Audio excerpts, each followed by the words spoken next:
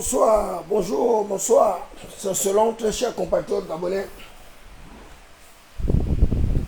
je n'ai plus besoin de me présenter.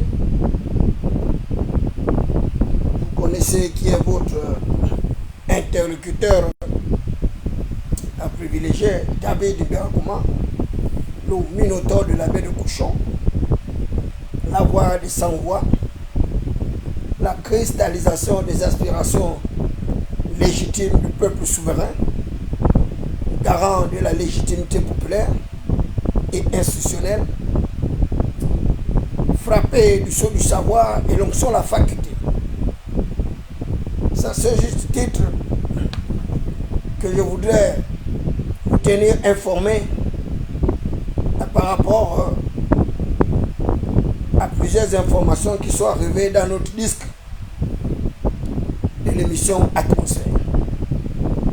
La première information est celle consécutive à la suspension à titre conservatoire des activités politiques de 4 membres du Parti démocratique. En l'occurrence, Alain-Claude Biebinze, Paul Biogemba,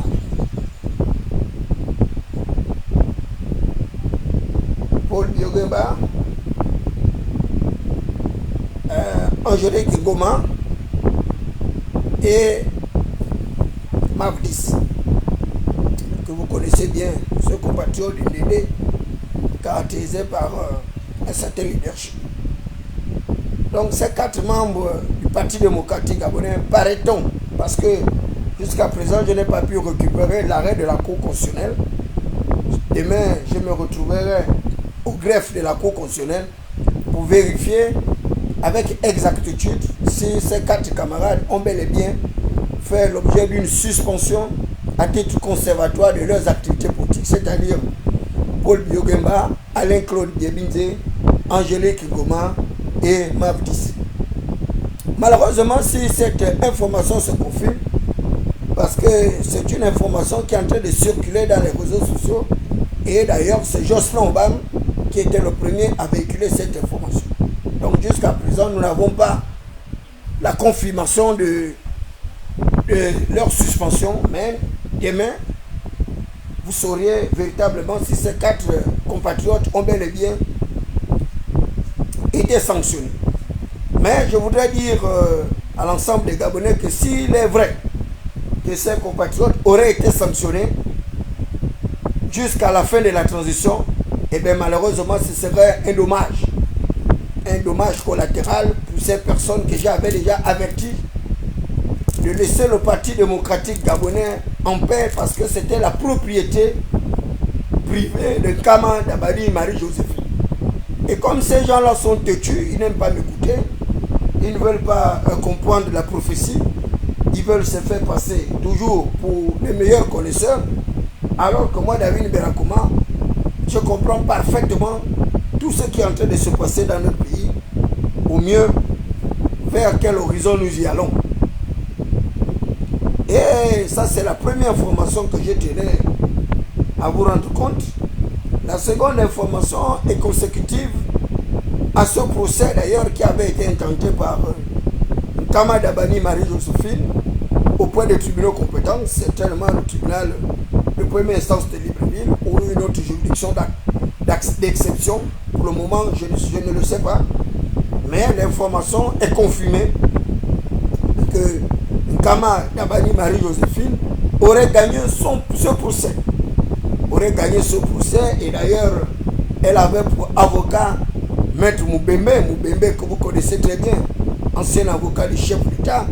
Maître Moubembe, c'est avocat le plus sulfureux et qui est également avocat de Brice Lacouche Alenga. Et cet avocat qui est caractérisé déjà par une certaine luxure, une certaine somptuosité.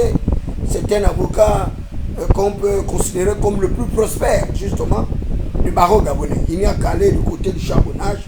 Vous allez voir les investissements de Moubembe, et bien vous allez être sérieusement étonné. Et ils sont nombreux d'ailleurs parmi les fils de l'ancien chef d'État qui n'ont pas pu investir autant comme l'a fait Maître Moubembe. Donc Maître Moubembe est connu comme un homme assez fortuné. Et Il est connu également comme un avocat le plus controversé. Maître Moubembe, lorsqu'il arrive à vous défendre, eh bien, il vous le défend jusqu'au bout. Et ces procès sont difficilement perdus. Donc, c'est notre maître Vergès du Gabon. Et maître Moubembe est également celui-là qui avait assuré la défense de ce prophète eschatologique que vous connaissez bien, Pierre Zouma, avec ses prophéties apocalyptiques. Et c'est encore Moubembe qui avait dû le sauver, le sortir d'une situation assez cocasse dans laquelle il s'était retrouvé au niveau du tribunal de Libreville pour avoir engrossé une femme par des mécanismes surnaturels, pour avoir permis que cette femme-là se retrouve avec une grossesse mystérieuse, une grossesse dont aucun microscope en laboratoire ne pourrait détecter, aucune échographie ne pouvait attester véritablement que ce prophète-là avait réussi à engrosser cette femme-là qui était en difficulté. Et là, je voudrais également attirer l'attention de toutes ces femmes-là à la recherche justement de la fécondité, à la recherche des enfants, pour dire que de toute la mythologie biblique, il n'y a aucune femme qui n'a pas pu enfanter. Et d'ailleurs, la Bible déclare que les hommes et les femmes ne porteront jamais la stérilité. Et c'est l'Éternel des armées qui le dit. La seule femme qui n'avait pas pu enfanter, c'est Michal. Michal, la fille de Saul, et qui était une des épouses de mon père David, qui, lorsque David se retrouvait dans sa haute louange, à haute adoration, s'était moqué de son mari parce que un des pans de sa robe s'était déchiré. Et c'est ainsi que l'Éternel avait maudit cette femme-là, à part une stérilité. Donc toutes ces femmes-là qui arrivent à être stériles, il faut qu'elles comprennent qu'il y a la stérilité primaire et il y a également la stérilité secondaire. Mais toutes ces stérilités-là, elles peuvent être guéries et par des procédés médicaux. Donc allez-y voir des véritables médecins, allez-y voir les gynécologues. Ils vont trouver quelles sont les difficultés auxquelles vous êtes confrontés. Certainement vous avez des myomes, certainement vous avez une malposition de votre atomie, certainement que c'est votre partenaire et qui a une certaine oligospermie qui n'est pas très violente, certainement que vous avez également des myomes, des fibromes et que vous avez souffert des maladies sexuellement transmissibles telles que le gono, la gonococcie, la syphilis et autres formes de maladies. Donc arrêtez de penser que les pasteurs, les prophètes peuvent vous donner des enfants miraculeux, des enfants surnaturels. C'est une supercherie de ces personnes et ce jeune compatriote-là avait trompé beaucoup de femmes comme ça. Malheureusement, cette femme-là n'a pas pu enfanter cet enfant miracle, cet enfant surnaturel que tout le monde attendait, dont la grossesse avait évolué de manière simultanée en direct de plateau et télévisé. Et c'est une attitude qui a vraiment choqué, qui a choqué le corps ecclésiastique, qui a choqué les femmes, et c'est ainsi que Zouma s'était retrouvé en prison. Donc Emmanuel Zouma s'était retrouvé en prison. Et quand Dieu le plaise, certainement il prit un lieu fort et vivant. Il n'est pas resté très longtemps dans cette prison et il est ressorti encore plus vigoureux avec de nouvelles prophéties, avec un nouvel appétit, avec un nouveau chant lescriptal de haute louange et d'adoration envers certainement le même Dieu qu'il a toujours servi à tort ou à raison. Bref, ça c'était tout simplement pour vous expliquer un peu ce qui se passe du côté du tribunal de Libreville. Donc vous retiendrez que Kama Dabadi Marie-Joséphine a gagné le procès qui avait été intenté pour la récupération de son parti politique. Et je vous avais suivi toutes mes vidéos, je vous avais bien dit que l'exclusion de Kama Dabadi Marie-Joséphine ne s'arrêtera pas là parce que je connais cette femme. C'est une femme très entêtée, très jusqu'au boutisme. Lorsqu'elle défend une cause, elle la défend jusqu'au cou, jusqu'au bout et même au péril de sa vie. Et le PDG, elle me l'a toujours répété, moi David Mbera.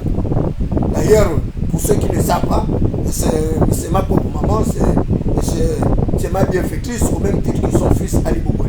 Donc, Kama Dabadi Marie-Joséphine a gagné le procès contre ces délateurs, ces calomniateurs qui ont tenté de l'exclure de son propre bien. Et je ne cessais de leur rappeler que c'est sa propriété. Nkama Davani Marie-Joséphine, lorsque nous allions au congrès, lorsque nous faisons le choix des candidats, lorsque moi, David Belakoma, je m'inscrivais sur la ligne statutaire du parti, sur son règlement intérieur, et sa charte de valeurs, à elle de me répéter, Monsieur David Belakoma, vous n'êtes pas le plus intellectuel du parti. Pour toujours nous rappeler ce que nous devons faire. Le PDG, c'est notre parti, c'est nous qui décidons, et vous êtes là pour exécuter. Donc, tu es quelqu'un que j'aime bien, mais le chef de l'État a dit que c'est ce qu'on doit faire, même si c'est anti-statutaire, eh bien, toi, tu dois le faire. Et c'est la dernière fois qu'on te rappelle à l'ordre comme ça, parce que je vois là bien que ce n'est pas la première fois. Lorsque tu ouvres ta bouche, c'est toujours pour défendre les statuts du parti. Mais malheureusement, vous savez que ce sont les statuts, comme la Constitution, qui régissent justement les situations ou les conditions et des êtres vivant dans une espèce de société.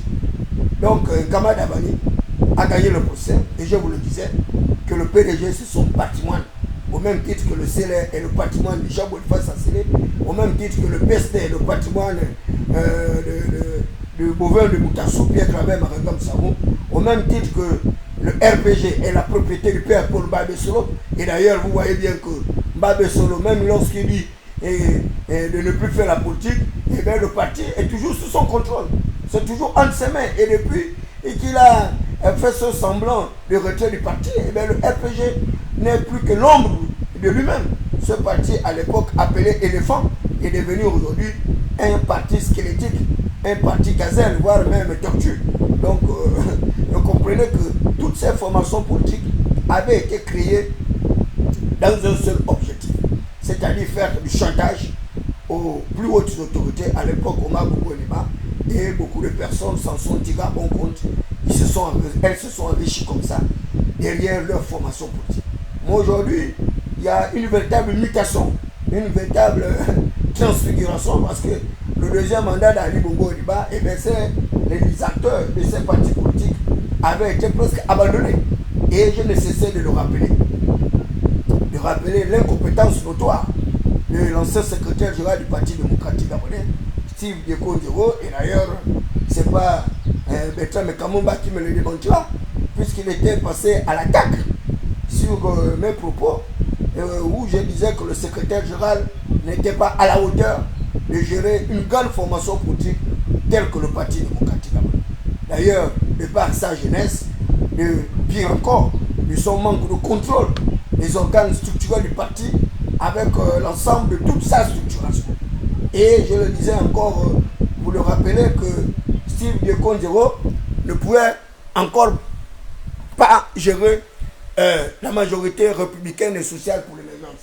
S'il est incapable de gérer le PDG d'Ali Bongo-Ondimba, malheureusement, ce n'est pas la majorité présidentielle et que Steve Dieko aurait pu organiser, coordonner et amener cette majorité-là vers l'élection d'Ali Bongo-Ondimba, ce troisième mandat que j'avais qualifié du mandat de la mort, et tout le monde l'avait su.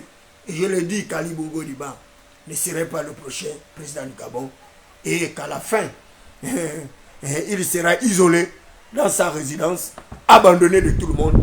Et aujourd'hui, Ali Bongo-Ondimba est isolé, abandonné de tout le monde, à part sa petite soeur, Nicole Asselé, qui vient de lui rendre visite.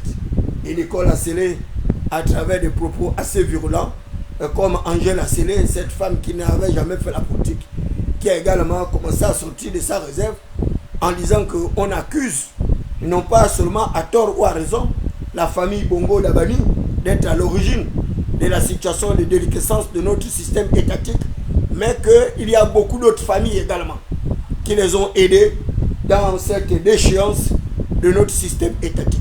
Et c'est une réalité. C'est une réalité. Donc toutes ces personnes-là qui veulent accuser Ali Bongo-Ondimba d'être à l'origine de tout le péché de l'humanité, c'est-à-dire le péché de Jupiter, de Saturne et Uranus avec Ouragan, malheureusement ce sont des lâches. Et je leur ai toujours dit que le PDG est constitué de plusieurs peureux, des personnes qui n'assument jamais leurs responsabilités. Et vous avez bien vu Alain-Claude Biebinze, après avoir entraîné les autres vers une supercherie, une manipulation, il était encore le premier à sauter du bateau à pieds joints. Il arrive à être nommé et par des voix controversées, premier vice-président du parti. Il entraîne le pauvre Biogemba dans cette aventure funeste. Il entraîne Angéline Goma, et je disais à Angéline Goma que tu avais déjà assez mangé.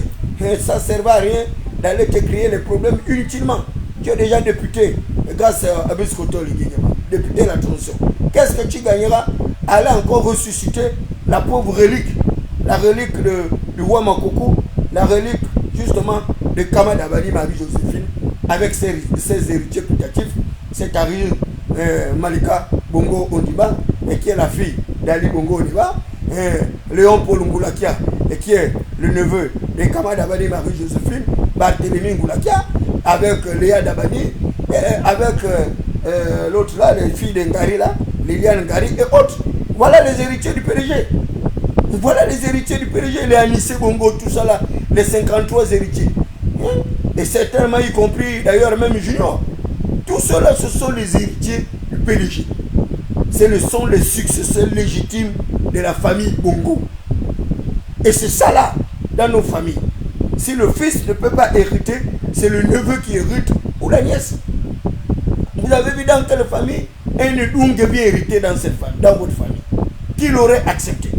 Le PDG de Nkama Dabari Marie-Joséphine aux mains de Paouin. C'est-à-dire Alain-Claude Biebinze avec la tortue de Bikini. C'était vraiment... Je ne sais pas comment les gens aiment créer des batailles inutiles. Aller chercher des problèmes inutilement. Inutilement. C'est comme si c'était une manie pour eux de provoquer les autres. Et regardez là où ces gens-là terminent leur course. Non seulement ils n'ont pas pu récupérer le parti, comme je le leur disais, que vous ne pourrez jamais récupérer cette entreprise-là. Parce que les partis politiques sont des entreprises privées.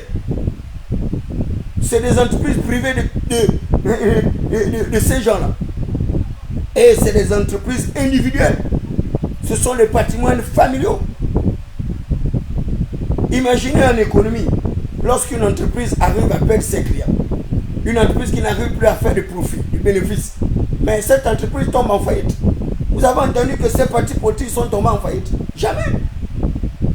Des partis sans élus, sans aucune base électorale. Même un conseil municipal, ils n'ont pas. Certains leaders même de ces formations politiques, eux-mêmes ne sont même pas élus. Un simple conseil municipal, zéro. Ils arrivent à créer un conglomérat de partis politiques dénommés des partis sans élus. Et ils en sont fiers. Or, l'un des rôles majeurs des partis politiques, c'est de concourir à l'expression du suffrage. Donc, d'arriver à la conquête du pouvoir. Les partis politiques doivent conquérir, poursuivre le pouvoir. Mais regardez, ces gens-là créent des partis politiques encore pour accompagner Briskoto Ligigema. Oh, j'ai créé mon parti pour soutenir Briskoto Ligigema. Il fouille d'abord le PDG, sa formation politique, où ils se sont enrichis illicitement, où ils ont eu tous les biens. Pendant ce temps, le peuple gabonais coupé dans la misère. Et une fois, ces gens-là, lâches et peureux qu'ils sont, ils sont à pieds joints, ils créent une formation politique. Oh, nous soutenons Briskoto Ligigema. Mais Briskoto Ligigema est clair. Il n'a pas besoin de votre soutien. Il a tout simplement besoin du soutien du peuple. Parce que c'est le peuple qui est le souverain. C'est lui le garant de la légitimité populaire et institutionnelle. Et Briskoto Ligigema le sait. Que tant qu'il a le peuple avec lui, il va continuer à se maintenir au pouvoir. Mais le jour où le peuple ne s'accordera pas avec lui, malheureusement, nous allons assister à une situation dramatique. Et je vous le dis, retenez-le aujourd'hui. Retenez-le aujourd'hui. Ce dialogue national qui est en train d'être organisé, dites aux impétrants de ce dialogue d'aller doucement, de faire des choses proprement dans l'intérêt du peuple. Mais si malheureusement vous faites des choses pour satisfaire le prince, mais ce sera à vos risques et périls. Et vous avez vu d'ailleurs ce que Malekou vient de faire, Ulrich Malekou, ancien candidat à l'élection présidentielle, et qui sait des histoires au profit des barreaux chambriers. Ce journaliste est plus émigré, et d'ailleurs avec qui j'ai participé à plusieurs émissions, à RTN un peu partout. Ulrich Maleko a pratiquement mis au sol tous les instruments du dialogue parce que les gens arrivent à faire du copinage, arrivent à prendre des résolutions pour satisfaire le prince. Non. Le prince n'a pas besoin de résolutions qui puissent satisfaire le populisme. Non. Il s'agit d'aller réécrire la constitution de notre pays.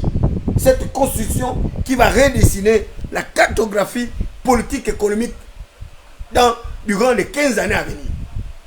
Et on voit des gens blaguer en train de faire le fanfaron là-bas, au stade Ngonje, en train de voter des résolutions uniques qui vont encore nous amener vers des lendemains incertains. Nous devons avoir une constituante avec une constitution forte où les mandats sont limitatifs, avec un principe strict de la séparation du pouvoir, avec un rôle majeur que les formations politiques doivent jouer, et ces formations politiques doivent jouer le rôle qui est le leur, c'est-à-dire aller à la conquête du pouvoir et non de rester des suppositoires, des pseudo-dirigeants. Ce n'est pas possible. Les partis politiques doivent concourir à l'expression du suffrage, aller à la conquête des électeurs que nous sommes, et puis créer une saine compétitivité électorale pour que les meilleurs puissent émerger. Il est hors de question que nous ayons à l'avenir des partis politiques désosés, squelettiques, sans aucune idéologie, sans aucune base électorale, et que ces gens-là viennent nous pomper le vent. Le peuple a assez souffert comme ça, comme disait Malekou. Si nous avons souffert pendant 56 ans de règne de gouvernance chaotique, apocalyptique et eschatologique, nous refusons d'assumer encore 4 ans ou 5 ans ou 10 ans d'une conquête dictature ou que sais-je. Non. Il s'agit pour le peuple gabonais d'aller vers des élections de transparence. Et la transparence électorale doit être des gages. La transparence électorale passe par le respect, comme Malekou le disait, le respect du verdict des urnes. Et il ne s'agit pas de laisser les anciens auteurs des actes répréhensibles, des coups d'État électoraux en paix. Il s'agit d'amener toutes ces personnes, les Marie-Madeleine Bourancho, qui ont assumé notre institution constitutionnelle avec une main de fer, qui sont à l'origine des coups d'État électoraux. Il s'agit de les amener devant les tribunaux compétents pour que ces personnes puissent répondre de leurs actes dans l'exercice de leurs fonctions. Il ne s'agit pas d'épurer cette personne-là, d'amnistier ces personnes comme si rien n'était. C'est trop facile.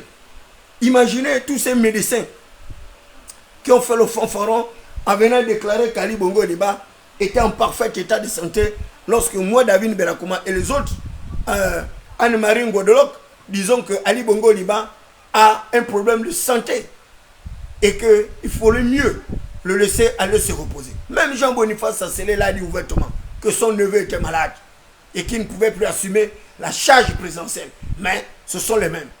Ces PDG qui quittent maintenant leur bateau, qui fouillent à pieds joints pour aller créer d'autres formations politiques, alors que ce sont eux qui ont encouragé Ali Bongo Ondimba, qui ont encouragé les collégiens, les normaliens, avec la veuve blanche, Sylvia Bongo, de continuer justement à s'accrocher au pouvoir. Aujourd'hui, parce qu'ils ont perdu le pouvoir, ils ont vite changé. Regardez un peu l'attitude désinvolte d'Alain-Claude Biabinze. Alain-Claude Biabinze, cet acteur politique que tout le monde connaît comme étant quelqu'un de très versatile. C'est quelqu'un qui fait tourner tout le monde en dérision.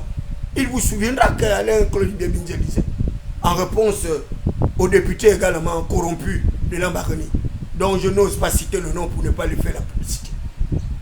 Le PDG au pouvoir n'a pas l'intention de vous céder le pouvoir. Il le disait avec une certaine aisance, une certaine arrogance, un certain mépris pour le peuple. Aujourd'hui, celui qui veut s'ériger en donneur de leçons, en victime de nouveau système qui est auréolé par les forces de défense et de sécurité. Et il trouve quand même des supporters. Des Gabonais malfamés, des Gabonais déscolarisés, des Gabonais sans emploi, des Gabonais vivant dans une espèce de paupérisation, de prévarication. Et ces gens-là n'arrivent pas à identifier ceux-là qui les ont jetés dans le tourment. Regardez ces images au niveau de l'école de préparation carrière administrative. Cette école où j'ai passé avec brio mes 2 années en section diplomatie, où j'ai été compté parmi les meilleurs. Après avoir abandonné l'université, pendant plus de 15 ans, je suis reparti à l'EPCA. Et ceux qui avaient les Master 2 avaient leur diplôme d'études approfondies. Nombreux n'avaient même pas le minimum de moyens que j'ai obtenu à l'EPCA. Et voilà plusieurs personnes qui veulent aller à l'EPCA aujourd'hui. Et vous avez vu tous ces milliers de personnes pour aller participer à un concours où on aura une part congrue, justement, des retenues. Imaginez 221 personnes à recruter pour 15 000 candidats. Vous pensez qu'on est sérieux? 15 000 candidats, et chaque candidat, on arrive à prendre 20 000 francs par exemple, ou 30 000 francs à ces candidats-là. Est-ce que vous pensez que ces gens-là sont sérieux? Ces personnes-là sont normales? Les gens sont dans une situation de précarité, de prévarication. Ils n'ont pas d'emploi. Il leur faut constituer un dossier pour participer à un concours. Il leur faut leur certificat médical. Il faut légaliser leur acte de naissance, leur carte nationale d'identité. Il faut légaliser leur diplôme. Et même la légalisation des diplômes, les prix ont également flambé. Quelle est cette ironie du sort du peuple gabonais? On flambe même le prix de la légalisation d'un document à l'université Omar Bongo Ondimba. Son mouroir d'intellectuel est comparable et d'ailleurs à un lieu d'incinération des diplômés. Vous pensez que vous êtes sérieux ce que vous faites là? Vous avez trouvé un moyen subtil de voler davantage les pauvres, voler davantage ceux qui sont dans la misère, dans une situation d'errance, qui sont déjà en difficulté. Vous êtes quel genre d'acteur politique? Vous êtes très méprisant. Comment vous pouvez prendre 20 000 francs, 30 000 francs de participation à un concours où vous savez que ces personnes n'auront aucune probabilité d'être retenues? Parce qu'on sait comment ça se passe. Vous allez aligner vos propres parents, vos propres enfants, et vous faites participer aux gens à une mascarade. Une mascarade de pseudo-concours. Mais pour qui vous vous prenez? On combat un système archaïque qui a meurtri le peuple. Vous nous ramenez encore dans les mêmes illusions. Si vous voulez que ces gens-là participent au concours, mais il faut que les frais de participation soient gratuits. Imaginez tous ces 15 000 personnes qui ont donné les 20 000 francs. Ça leur fait combien de millions? Et Benjamin Dounou s'est enrichi comme ça à l'EPCA, à travers ce concours-là. On volait l'argent des participants. Et chaque 2 ans, c'était comme ça. Et il s'est retrouvé comme ça, avec des centaines de millions chaque année, chaque début de rentrée. Ensuite, ce sont les professeurs qui rentrent dans la même danse. Il vous faut payer leur polycope à 10 000 francs par étudiant. Tout un circuit d'escroquerie, de mercantilisme pseudo-épicurien émergent. Et vous pensez que ça doit continuer comme ça? On doit continuer à vous laisser faire ce que vous êtes en train de faire là? C'est quoi tout ça là? Le Gabon là, il n'y a que vous. Il n'y a que vous dans ce Gabon là. Il n'y a que vous. Il n'y a pas d'autres Gabonais également pour participer au développement de leur pays. Ces frais de participation, je vous le dis, c'est une escroquerie. Il faut donner 20 000 francs par chaque candidat, 30 000 francs.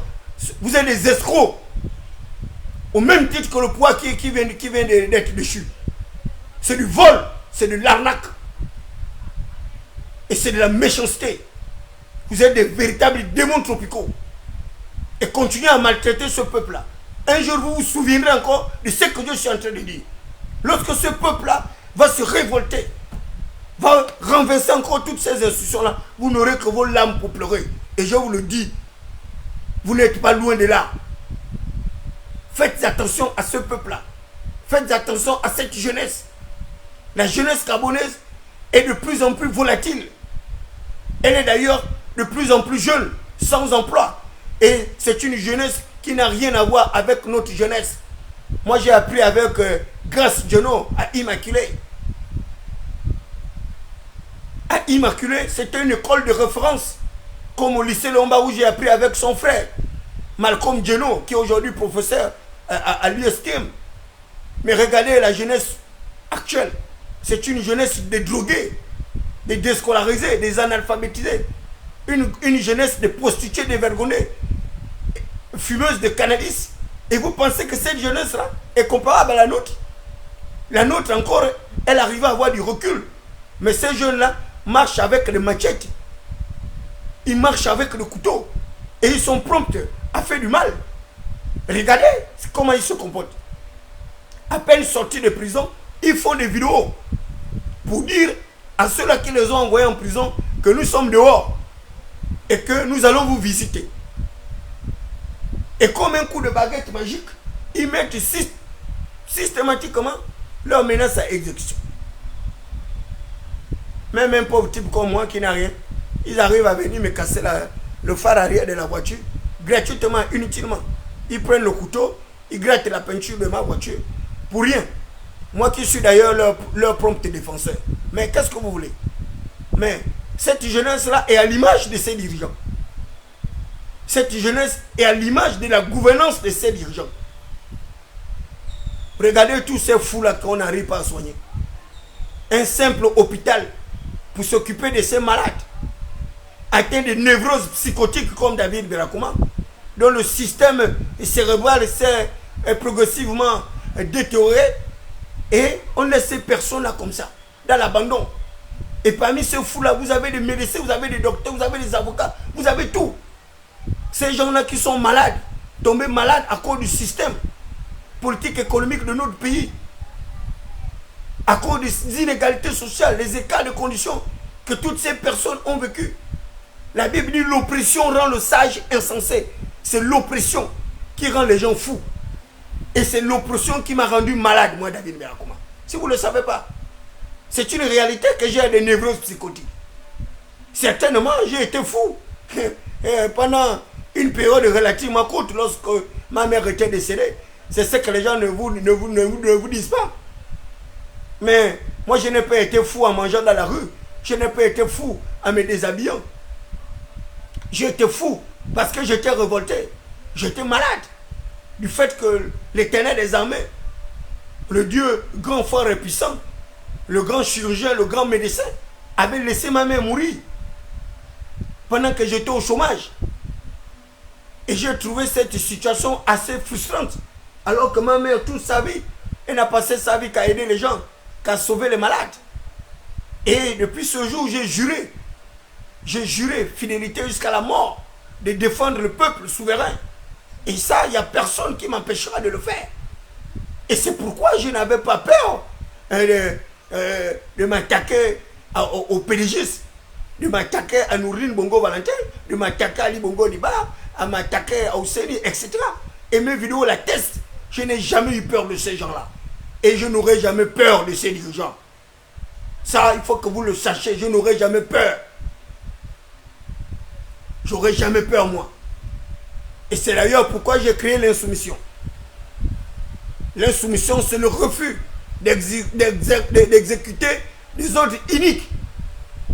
La Déclaration universelle des droits de l'homme et du citoyen de 1789, qui a mis fin au règne monarchique de Louis XIV, stipulait dans un de ses articles que tous les êtres humains naissent libres, égaux, en droit et en dignité, et qui sont dotés de la personnalité juridique.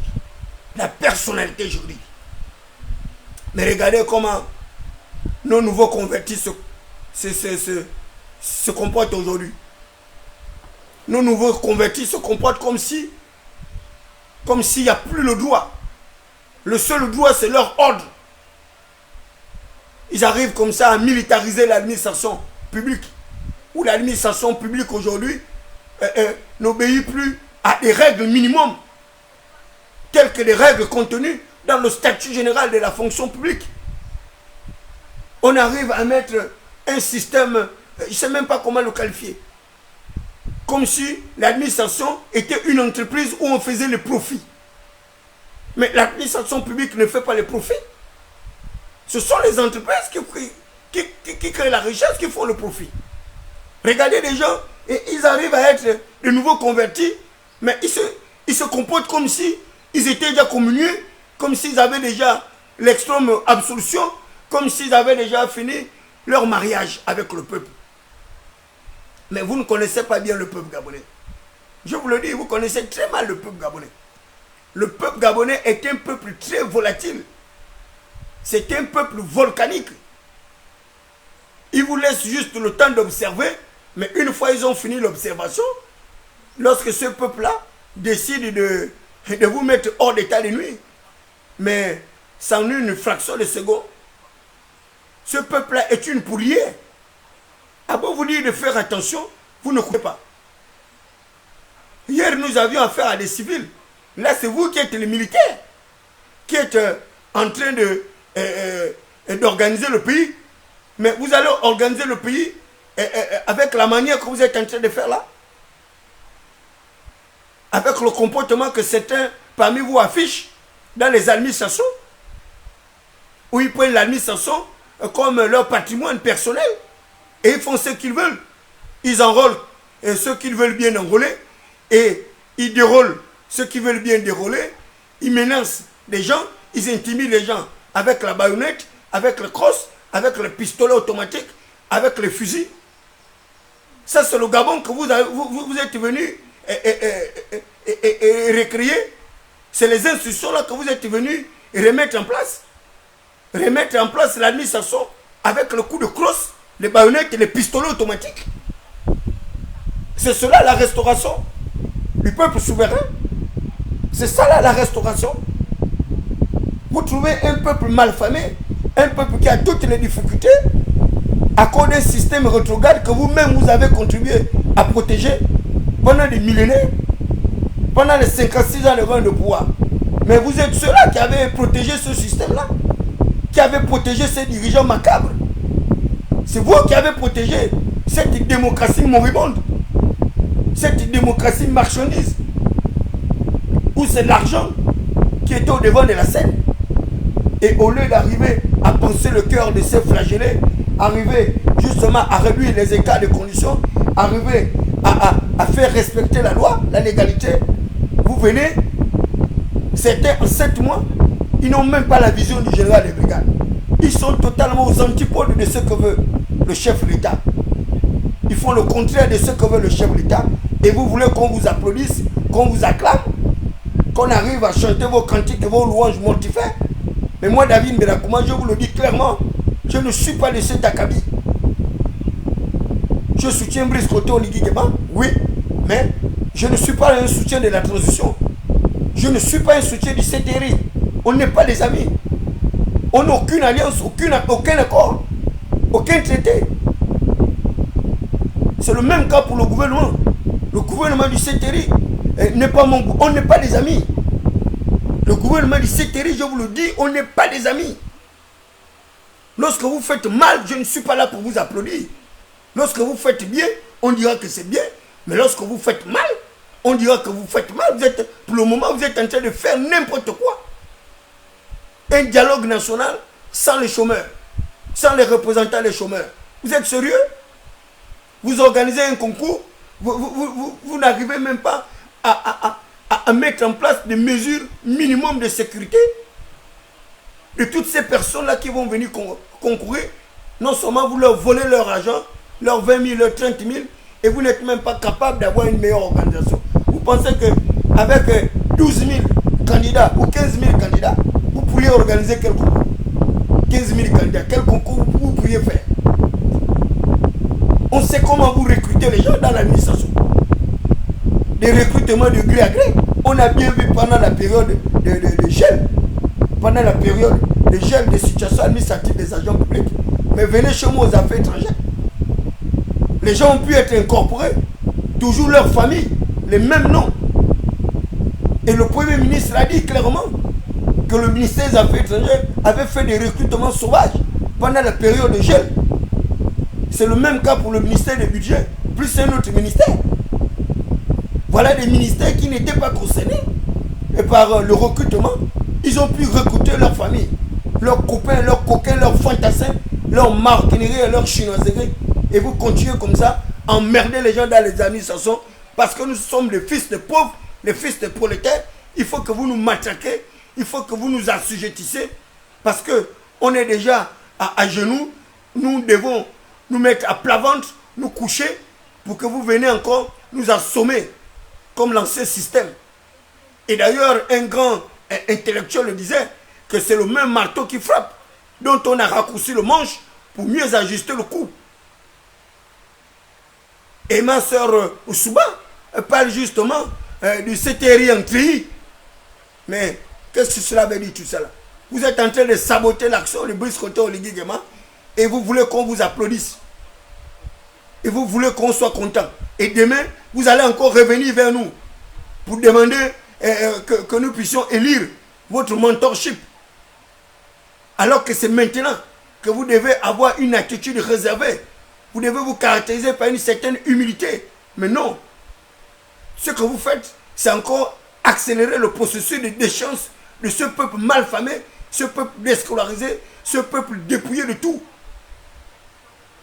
Au lieu de penser les plaies purulentes, les blessures de ce peuple-là, vous venez nous ajouter encore des morsures. Mais continuez à blaguer. Vous verrez vous-même ce qui va arriver.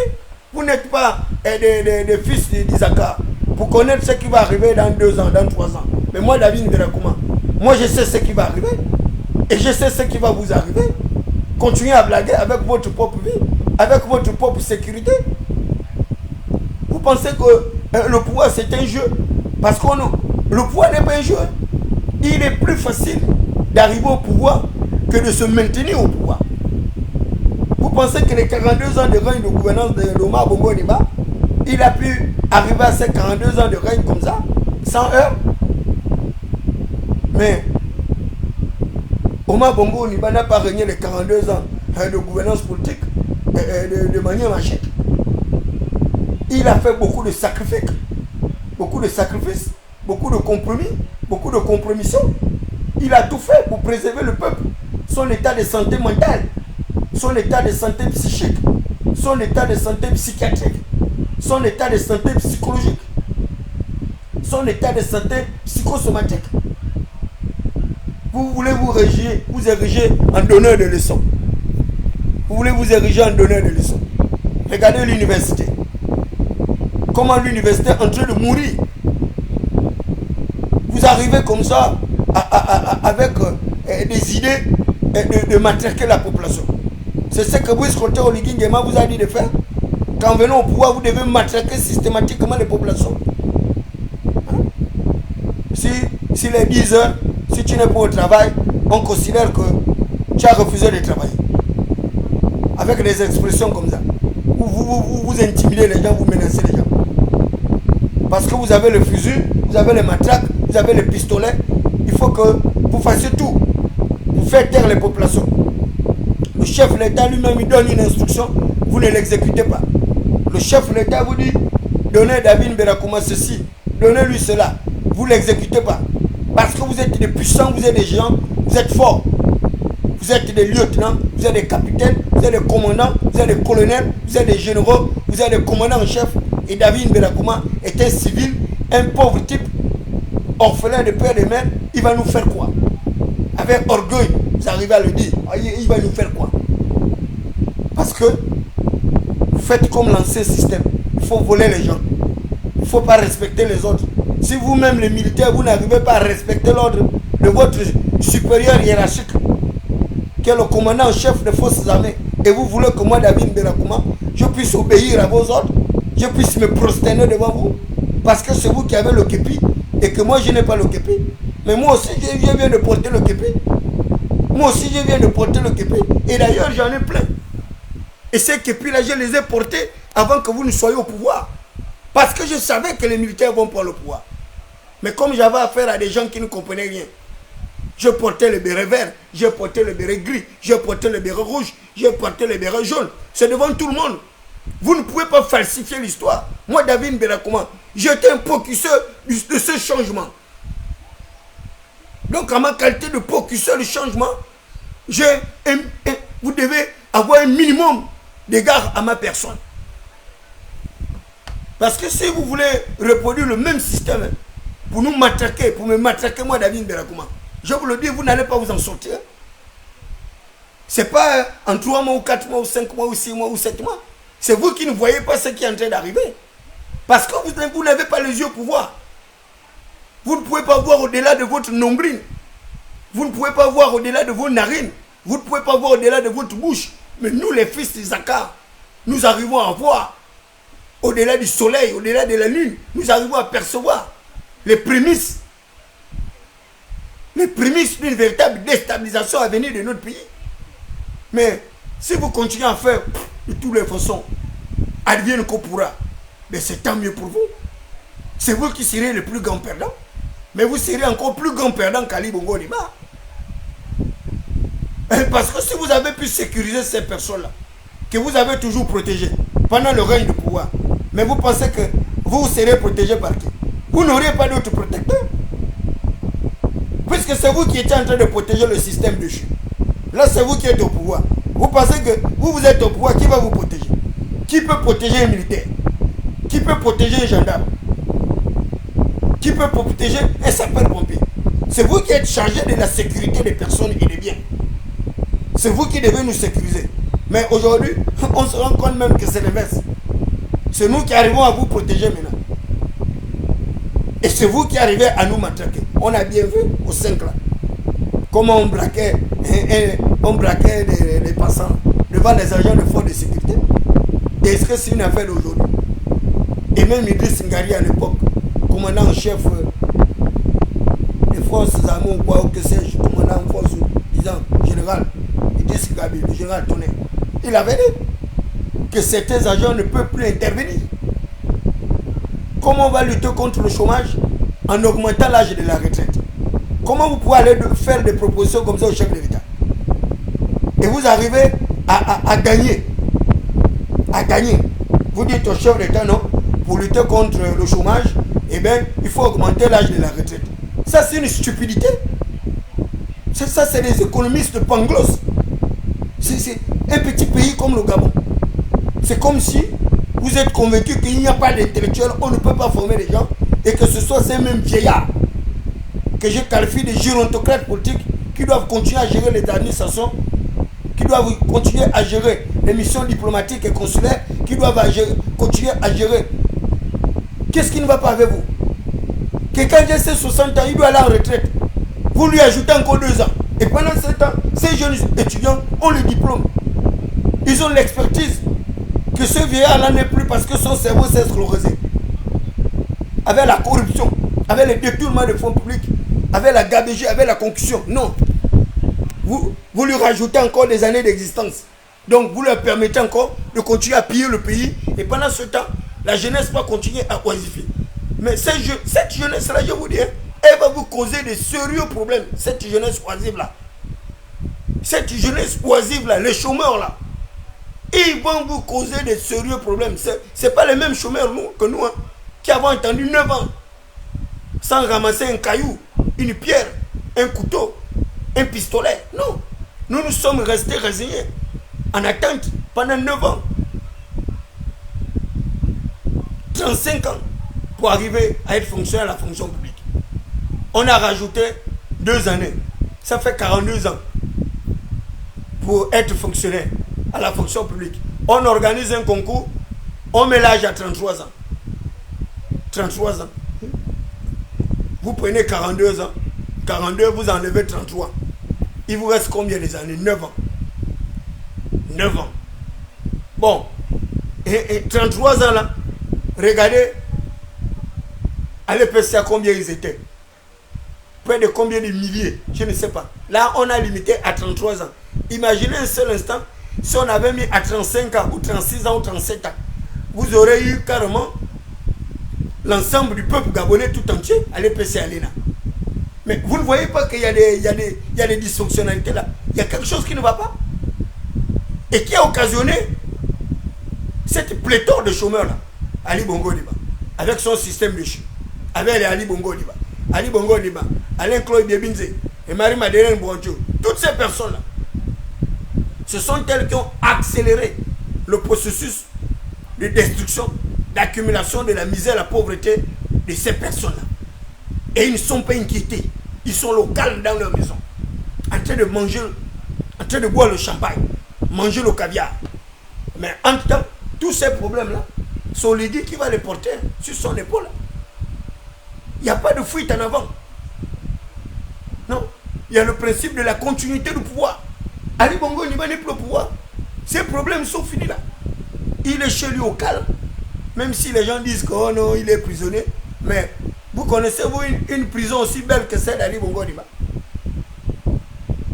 Vous connaissez vous quelqu'un qui est prisonnier dans une aussi somptueuse demeure, avec les piscines, avec les gardes-corps, avec d'ailleurs Ali Bongo Ondimba, à l'heure actuelle, il est même plus gardé peut-être même que le Guinée.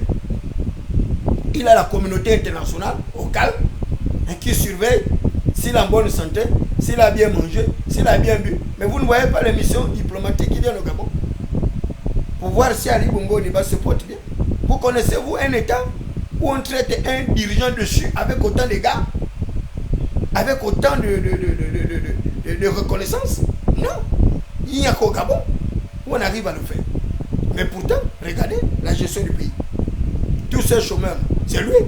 Mais Ali Bongo Ondimba n'a pas géré le pays seul, comme le disait Nicolas Assélé, que les gens sont en train de citer, comme le disait Angèle Assélé, que les gens sont en train d'humilier. Mais vous pensez que Ali Bongo Ondimba était ministre de l'économie? Il était ministre du budget. Ali Bongo Ondimba était ministre du budget. C'est vous qui avez suscité ces fausses politiques publiques. Les politiques de privatisation, les politiques de désengagement de l'État, de l'activité productive, les politiques du plan de relance économique. Et d'ailleurs, j'étais presque le seul à avoir dit que ce sont les conneries. C'est des faux plans qui ne marcheront pas. Mais pourtant, il y avait des économistes à l'époque, des brillants économistes. Mais ils ont fait quoi? Lorsqu'Ali Bongo Ondimba était en train de vendre du vent, c'est même pas Ali Bongo Ondimba, lorsque les économistes d'Ali Bongo Ondimba étaient en train de lui vendre du vent, oh, le plan d'accélération, la transformation de l'économie de notre pays. Mais le plan d'accélération, il a accéléré la misère, la pauvreté et le chômage. Les preuves sont là. Les preuves sont là. C'est à l'époque d'Ali Bongo Ondimba où on a eu cette explosion de chômeurs. À l'époque de son père, c'était pas comme ça. Il y avait quand même des mécanismes. On avait le FODEX pour essayer de susciter des vocations en entrepreneuriat. Comment un pays où on a tout, considéré comme l'un des pays les plus riches de l'Afrique francophone. Mais les populations sont pauvres. On n'arrive pas à créer les emplois. On n'arrive pas à construire les routes. On n'arrive pas à construire les écoles. On n'arrive pas à construire les universités. On n'arrive pas à investir dans la recherche fondamentale, dans la recherche appliquée. On n'arrive à rien faire. Mais c'est le seul pays où on paye les grosses voitures chaque jour. Les VX, les V8, chaque jour. C'est le seul pays au monde où tu trouves quelqu'un dans sa barrière. Il a 200 véhicules, 150 véhicules. Et pendant ce temps, le peuple cherche 100 francs pour aller au travail. Il ne trouve pas. On met le Ngori. Même le Ngori qu'on met, le pauvre Ngori, il est seul. Il vient en retard. Donc l'agent public monte dans le bus. Il arrive au travail à 9 h. Les militaires lui mettent un sabot à la tête. On lui met une crosse sur la tête. On lui met une taloche. C'est quel pays ça? Eux-mêmes, ils n'ont pas. Vous ne mettez même pas les mesures d'accompagnement. Vous voyez bien la situation du pays. Mais vous, au lieu de venir arranger, vous aussi vous venez encore gaspiller. Mais pourtant, vous-même, vous avez tout. Un maire qui a ses 3 V8 par exemple, qui a ses 2 chauffeurs, qui mange à sa faim, qui a ses 20 ou 30 millions par mois, vous pensez qu'il peut venir en retard au travail?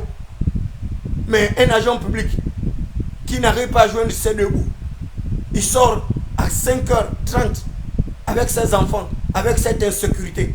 Il doit aller déposer son fils à pied à l'école. Il n'a pas d'argent, il doit attendre l'Ongori. L'Ongori vient à, je ne sais pas, 10h ou 14h ou 24h, et que sais-je. Et il doit arriver au travail à 7h30 ou bien à 8h pour assister à la levée du drapeau. Est-ce que vous êtes même un peu sérieux? Et quand ce type-là arrive et serait essoufflé à 10h, on dit qu'il est absent de son poste de travail. On demande la présence au poste de travail de quelqu'un qui n'a même pas le bureau, il n'a même pas la chaise, il n'a même pas un endroit où s'asseoir, il ne sait même pas où il va. Et il doit aller se balader au ministère pour aller lire le journal, pour aller traîner dans la cour comme David Belakouma, et vous voulez emmerder les gens. Et lorsqu'on vous dit que essayez de vous imprégner d'abord de la situation des agents, comment ces agents la vivent, maintenant là, c'est vous qui avez raison, ce sont les agents qui ont tort. Et on prévoit des sanctions avec un code qui n'existe même pas.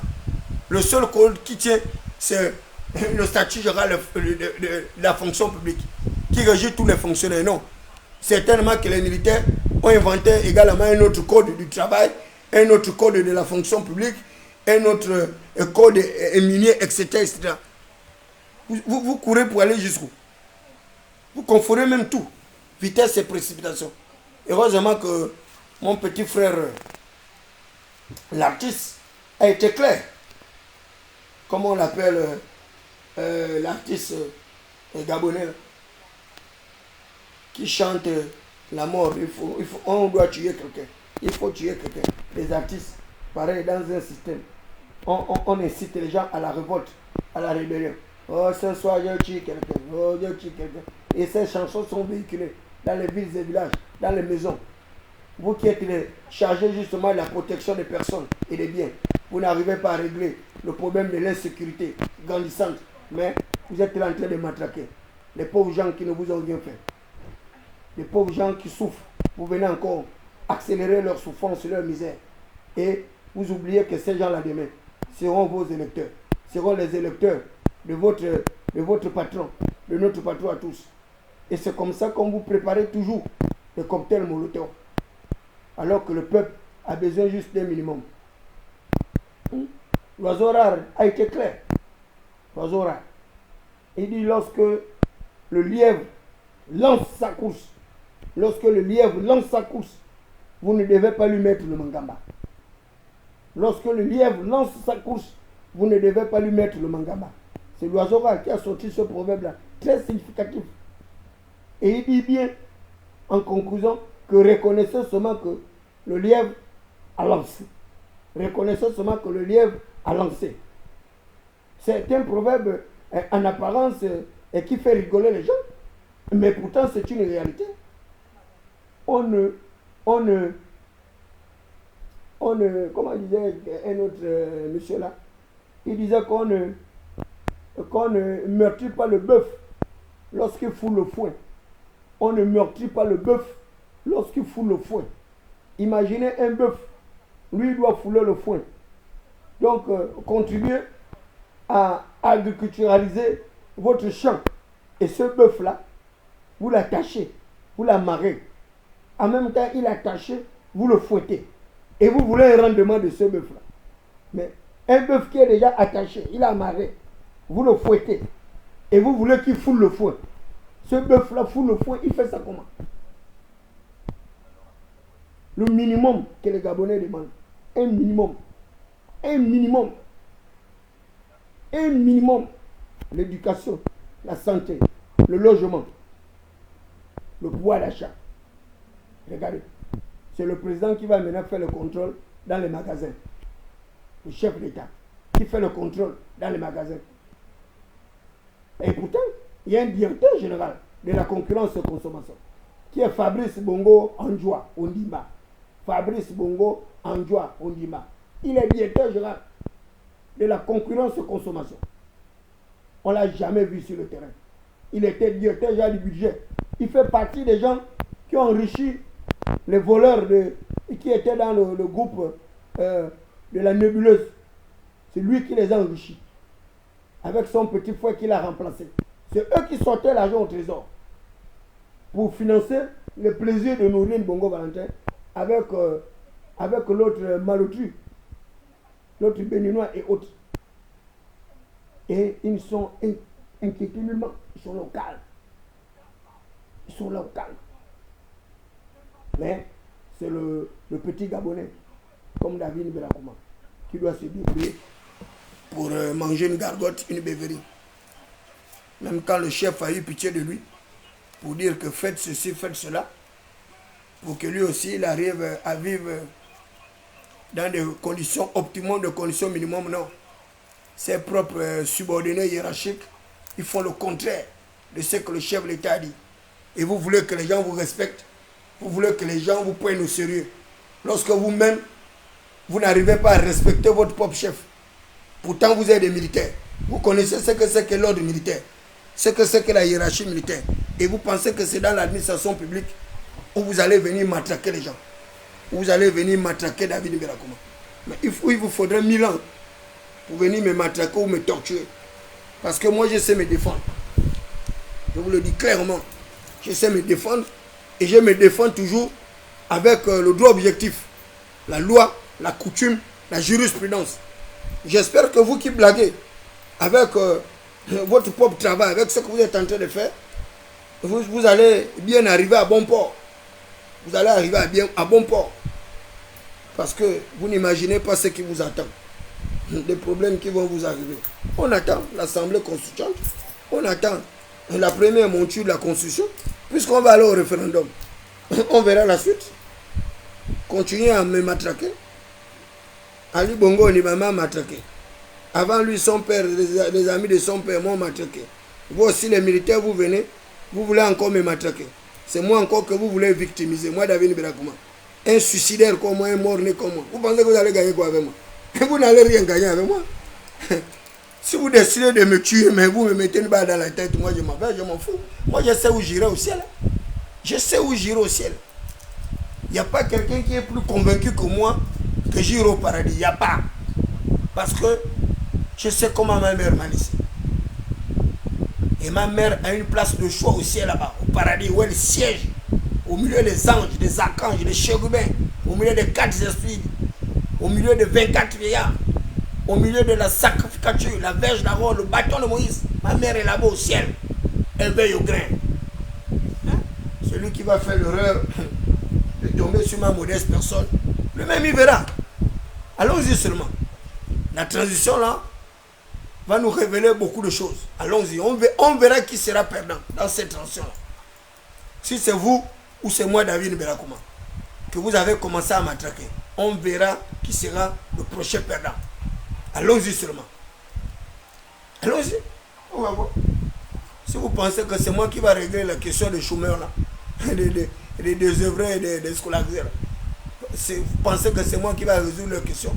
C'est moi qui va résoudre les questions des étudiants qui n'ont pas la bourse? Je vois même les gens qui m'insultent au débat à Gabon 24. Oh, tu n'as fait que parler de ta situation. Hein? Même le jeune qui est venu parler de la situation des bourses. Mais vous voulez que je parle mieux que celui qui est concerné? Celui qui est au chômage, celui qui est étudiant, celui qui connaît mieux les problèmes des étudiants. Hein? Moi, ça m'engage en quoi?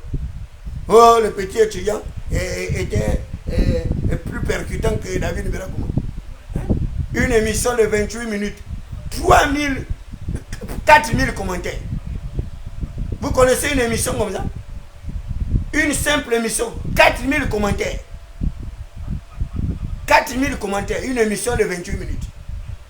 Organisée par Gabon 24. Avec David Berakouma comme invité. Et les gens m'insultent. On raconte tout ce qu'ils veulent bien raconter. Mais c'est votre problème. C'est votre problème. Moi, j'ai fait ma part. Hein. Moi, j'ai toujours fait ma part. Hein? C'est pas moi qui vais vous payer la bourse. À beau leur expliquer que les mécanismes ont changé. Ils ne comprennent pas. À beau leur expliquer les principes de l'annualité budgétaire. Ils ne comprennent pas. Même Mondosa, l'économiste, parlait de ces principes. On leur parle de l'illicité des caisses de l'État. Au lieu de dire qu'ils sont ignorants, peut-être qu'ils n'arrivent pas à comprendre mon langage. Ils arrivent à rigoler que c'est David Berakouma qui est l'analphabétisé. Mais vous me faites rire. Vous me faites rigoler. Hein? J'espère que vous aurez les bourses demain. L'émission est passée. J'espère que le lendemain, on vous a payé les bourses. Que vous êtes rentré en possession de vos bourses. Parce que vous pensez que c'est facile. Si on vous dit que même nous, les diplomates, on a les dettes partout dans toutes les ambassades. Même à mon époque, on coupe le courant. Moi, je dois aller négocier avec les autorités du pays pour que l'ambassade ne reste pas dans l'obscurité. Comme si vous ignorez cela. Hein? En Côte d'Ivoire, on a arraché carrément le compteur d'un ambassadeur. On a arraché le compteur. Au Sénégal, il y a un ambassadeur qui est mort. On l'a coupé le courant. L'ambassadeur Goulet. Comme si ces gens-là ignorent ça. Que dans les missions diplomatiques, les gens ont les problèmes. Comme s'ils ignoraient ça.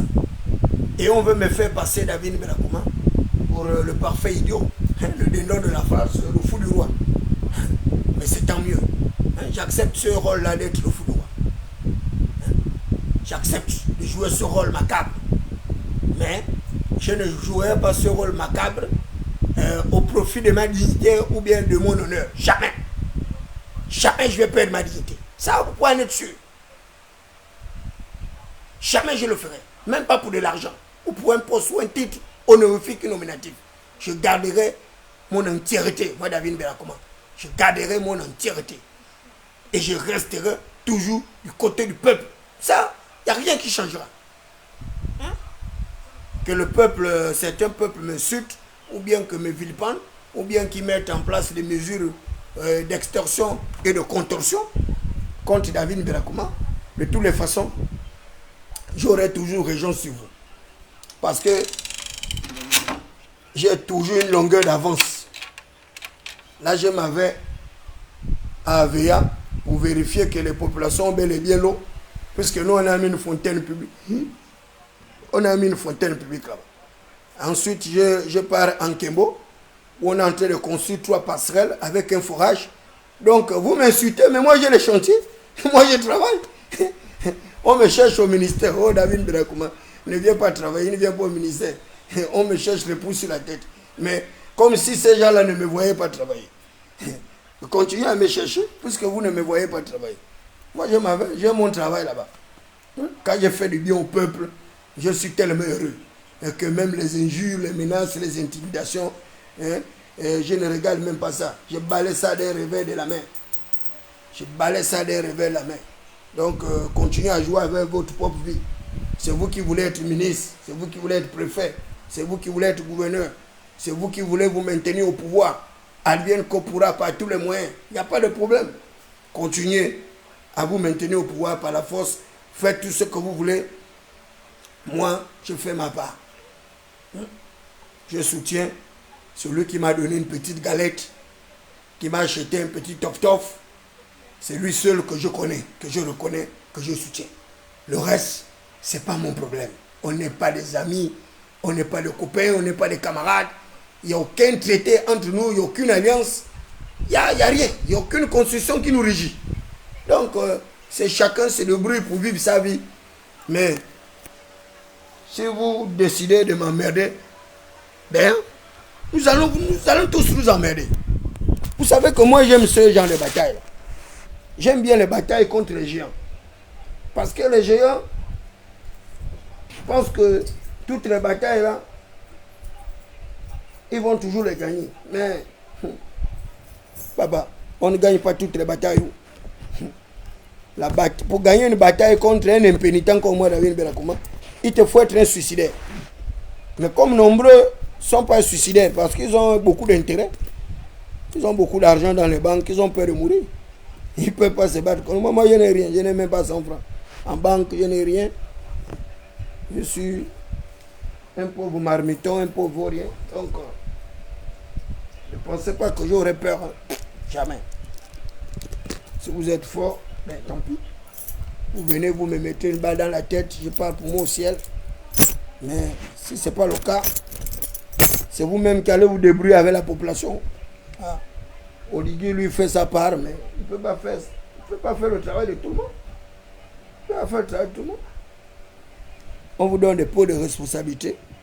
Au lieu de faire votre travail, avec sérieux, vous matraquez les gens, vous méprisez les gens, vous les emmerdez, vous sortez le couteau, vous sortez les baïonnettes, vous sortez les pistolets automatiques, vous sortez les képis, les bérets rouges, les bérets bleus, les bérets gris, les bérets verts, parce que vous pensez que la politique, c'est ce que vous faites. Entre-temps, la Constitution est claire. Les forces de défense et de sécurité garantissent les régimes librement consentis par le peuple souverain. Oligui sera civil. Hein? Vous les militaires, vous allez retourner dans les casernes. Ça, c'est sans contredit. Même ceux qui sont au dialogue là, ils ne changeront pas cette disposition-là. Au contraire, ils vont la corser. Ils vont la corser. Et moi qui suis susceptible de vous défendre, vous voulez encore m'emmerder. Vous voulez encore vous moquer de moi, vous foutre de moi. C'est bien pour vous. On verra la suite. On verra la suite. Comment vous allez continuer à manger durant les 2 années ou 4 ans ou 5 années à venir qu'on va prolonger la construction, qu'on va prolonger la transition. C'est bien. Il faut prolonger la transition. Même si c'est 5 ans ou 7 ans, comme demandait déjà le Premier ministre de Ntom là. Celui qui a fait la dépénalisation de Ntom. Il dit maintenant il veut une prolongation de la transition de 5 ans ou 7 ans. Vous pensez que ces gens-là sont sérieux? Un ancien premier ministre qui vient s'exprimer comme ça. Il dit il veut une transition de 5 ans ou 7 ans. Toi, tu es sérieux? Vous pensez que le Gabon est seul, hein? Il n'y a pas la communauté internationale, il n'y a pas des gens qui nous suivent, quoi. Ah, c'est lui-même qui a dit qu'on prolonge la transition aussi de 5 ans ou 7 ans. Et ses fils sont déjà de haut en train de bouder. Lui-même, il est en train de bouder dans sa maison au calme. Mais comment les gens peuvent être ici aussi hypocrites? Moi, je ne comprends pas ce pays-là. C'est que les gens préfèrent faire l'hypocrisie. Voilà, le pauvre Maleko, il vous a déjà mis un marteau. Là, c'est un pot de colle que le journaliste Maleko vous a mis là. Beau, en plein dans le mille. On attend la constitution là, qui va définir le rôle que les militaires doivent jouer pour la suite. Comme ça, si les militaires aussi deviennent les civils, on verra. Si les militaires continuent à être les militaires pour gérer l'administration, ou vous allez nous gérer avec les matraques, avec le coup de baïonnette et les fusils, on verra. On vous attend, on verra jusqu'où tout ça là va arriver. On verra. C'est bien pour vous. Continuez. C'est vous les puissants. C'est vous qui êtes forts. Hein? Moi, David Berakouma, je n'ai rien, je ne suis rien. Hein? C'est vous qui avez le pouvoir, c'est vous qui avez le pays. C'est bien. Faites comme vous voulez. Continuez à faire comme bon vous semble. Hein? Je dis bien, continuez à faire comme bon vous semble. Quand vous êtes maître aux frontières, vous êtes maître, vous arrivez à contrôler l'espace terrestre, donc les frontières. C'est vous qui arrivez à contrôler l'espace aérien, donc les aéronefs qui survolent votre territoire. C'est vous qui arrivez à contrôler l'espace maritime, donc les fleuves. C'est vous qui arrivez à contrôler l'espace extraterritorial, l'espace sidéral et l'infini continental. Donc, l'espace continental. Mais il y a l'infini continental. Donc, c'est vous qui êtes les maîtres de tout ça. Les maîtres des eaux, les maîtres de la terre, les maîtres de l'univers. Donc, vous pouvez vous targuer de faire tout ce que vous voulez. Mais vous êtes totalement à l'opposé de Brice Clotaire Oligui Nguema. Brice Clotaire Oligui Nguema est conscient des enjeux à venir. Il est même conscient du danger qui nous guette tous. Et c'est pourquoi il fait tout pour sécuriser les frontières. Il fait tout pour sécuriser les quartiers. Puisqu'il y a des commissariats de proximité qui sont conçus à l'intérieur des quartiers. Et il y a beaucoup d'autres mesures qui sont en train d'être mises en place. Hein? Des filets de sécurité. Mais nous tous, on voit tout ça là. Vous savez, moi, mon père, c'est un ancien gendarme. Donc, tout ce que vous faites là, il n'y a qu'un aveugle pour ne pas savoir que le pays court un grand risque. Donc, continuez à blaguer. C'est vous qui avez les biens, c'est vous qui avez les maisons, c'est vous qui avez les voitures, c'est vous qui avez l'argent, c'est vous qui avez les belles femmes, c'est vous qui avez les beaux habits. L'autre m'a dit que je porte que les habits d'Oligui. Là, je me porte mon t-shirt d'Oligui avec ma casquette. Je m'en vais dans mes chantiers pour surveiller ce qui se fait là-bas. Donc, hasta la victoire siempre. N'ayez pas peur. C'est un conseil que je vous donne. N'ayez pas peur. L'Éternel est au contrôle. Le Dieu du Gabon ne peut pas permettre à ce pays-là de se désagréger. Non. Et même les puissances internationales ne peuvent pas permettre que ce pays-là puisse se détériorer. Parce qu'ils ont tellement de gros intérêts dans le Gabon. 5 membres du comité permanent au Conseil de sécurité de l'ONU sont détenteurs de l'arme atomique. L'arme atomique, c'est le plutonium enrichi. Donc l'uranium là, on transforme l'uranium en une bombe atomique. Donc tous ces pays-là, tant qu'on aura l'uranium au Gabon, ils vont tout faire pour que le Gabon soit leur Gabon. Tant qu'on a le manganèse et que ces gens-là ont besoin du manganèse pour construire leur pays, l'industrialisation de leur pays, le Gabon là, ils vont continuer à penser que c'est leur Gabon et ils vont continuer à sécuriser ce Gabon. Mais toutes ces firmes internationales, ils n'ont rien à foutre avec les populations. C'est pourquoi je vous dis que nous sommes dans une véritable bataille de castes. Les bourgeois, les nantis, ils sont jaloux des pauvres. Non seulement ils nous ont rendus pauvres, ce qui est curieux, c'est qu'ils sont encore jaloux de nous. Je ne comprends pas cette attitude. Tu es bourgeois, tu es aristocrate, tu es plutocrate émergent, tu es gérontocrate émergent, tu es féministe émergente avec toute la richesse. Mais tu es contre un Nyakouin comme David Mberakouma. Tu bloques ma situation, ma carrière administrative. Tu bloques mon poste d'emploi. Je n'ai pas le bureau, je n'ai pas les chaises pour m'asseoir. Mais c'est toi qui dis que David Mberakouma me vient pour le travail. C'est que ta tête là, tu es un peu malade. Le vrai malade, c'est toi, c'est pas moi, David Mberakouma. Moi, j'ai une tête bien disposée. Même quand les gens me disent souvent que Thierry est fou, c'est vous qui pensez que je suis fou. Parce que ma folie ne dure pas des heures. Ma folie ne dépasse même pas les 30 minutes. C'est quand c'est un déclic, ça sonne, boum, dès que le cerveau là tourne à l'envers. Et là, je pète un câble, comme disait le général Mapad. Et là, je pète un câble. Donc, il faut dire à vos gens de me laisser tranquille. Dites à vos gens de me laisser tranquille, moi, David Mberakouma. Quel que soit leur grade, vous me laissez tranquille. Tu es lieutenant, tu es capitaine, tu es commandant, tu es colonel, tu es général. Il faut me laisser tranquille, mon frère. Laisse-moi tranquille. Je ne t'embête pas, ne m'embête pas. Je ne te dérange pas, ne me dérange pas. Ça, c'est un conseil que je vous donne. Maintenant, si tu es plus suicidaire que moi, il n'y a pas de problème. Engage la bataille là. Engage la bataille là. Si tu es plus suicidaire que moi, engage la bataille là. Et on verra ce qu'on verra. Continue à blaguer avec ta propre vie. Si tu penses que tu blagues avec la vie de David Mberakouma, tu blagues avec ta propre vie. Parce que ma réponse sera non graduée. Elle sera non graduée, ma réponse. Elle sera non graduée. C'est bien pour vous.